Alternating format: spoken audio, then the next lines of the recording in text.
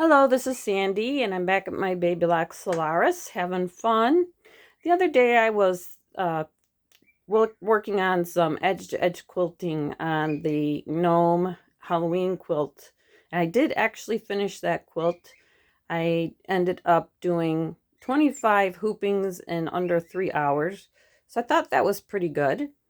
And during that video, there's a video out there, I included 2 tips for when you're working in the machine guided process of the Solaris for edge to edge, how one actually can, get to a certain point in their stitching and shut it down so that you can take a break and do some more the next day and the next day if that's what you care to do. Or number 2, if you're actually working in the hoop and you think you got things aligned, but you don't really like how things lined up, if you wanted to go back and have the machine guide you through every step of that hoop that you're in, how you would go back and do that. I actually showed that in the last video, and I know I showed at least one of the tips in 2 prior videos, but they were always in the middle. Well, one of them was in the middle of another longer video, and the other one was in the middle of a longer tips and tricks video. But I thought this one was worthy enough to have its own video because I know I find it useful. And since I don't do edge to edge every single day of my life or often enough, I can go back to this and refresh my memory. So hopefully this helps you too. So I have this pretend quilt in the hoop, and I'm going to just show you that now. So let's just take the first example. You've quilted your embroidery edge to edge in the hoop, and let's just say out of 25 frames, you only wanted to go to the end of the second row, which is like row 10. So you finished your first 2 rows, that's 10 frames. You're starting on the next frame, which is frame 11. That's the big thing you have to remember before you shut down your sewing machine, is marking down the frame that you're in. And the way I did it was to confirm that I was in the right frame, is I started off, writing down how many frames in total I needed to stitch, and then how many frames I stitched. So in this case, if I stitched out the first 2 rows, and there were 5 rows in the quilt, that means I stitched out 10 frames. And if I shut down there, that means I would be starting at frame 11. So make sure you write down the frame where you left off and where you think you should begin, and you should be fine. So I'm going to assume that I'm starting on frame 11 in this quilt that I was working on. And again, this is my pretend quilt. So I would go to the embroidery screen, assuming that I've restarted my Solaris the next day. I press the pocket and go back to that embroidery design for edge to edge. Mine is right here showing 25 hoops. Press this 25 key again, and then press set. And it starts to pull up the guided instructions. I want to be at frame 11, and it thinks we're at frame 1. So what we have to do is, make sure you can see the buttons over here. Press OK 5 times. The frame will move as I press it, because we're trying to get to the plus minus button key.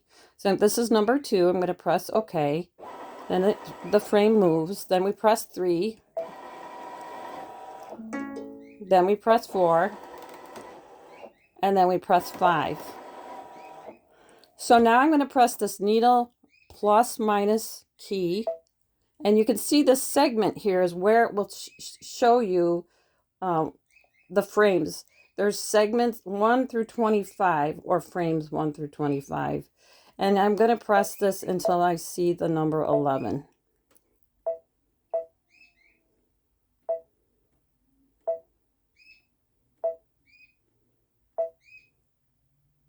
There, and press OK. From here, it's telling me, okay, the row is finished. So it's restarting those instructions This was my third row down on the first frame. So we're ready to go. And now we follow these instructions as if we never stopped. So that's how you would do that. That's the tip 1.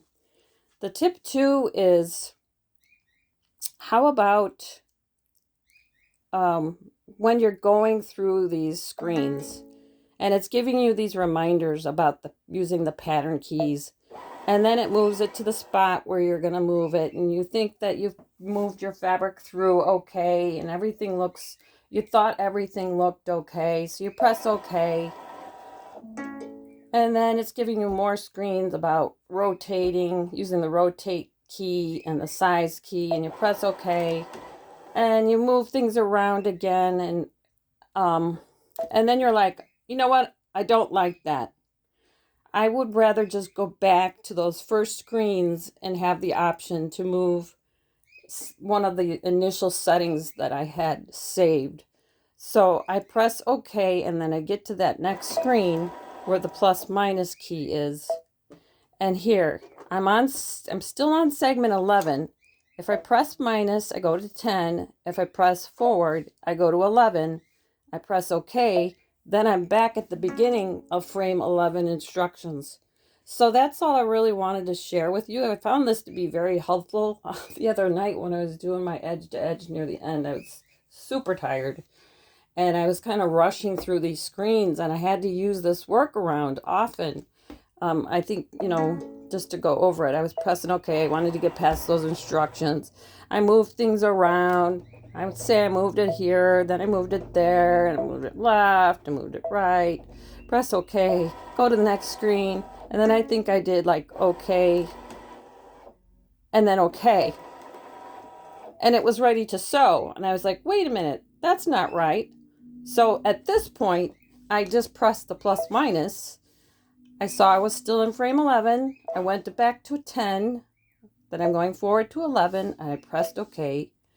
And it took me back to the beginning of frame 11. So that's really all I wanted to share about that. I thought those 2 tips were helpful. Say I'm just having a bad day and I've just got a migraine in the middle of doing this hooping, and I want to shut down my computer, the sewing machine. So the important thing to remember is to mark down the hoop where you're at. Again, here I'm starting at frame 11, so I would write that down. Then I would press OK. I just get to the end of the frame, and to shut down, I just get to the end. And because it won't let you go to that home key until you get this far, and then I press my home key and I say OK because I want to exit.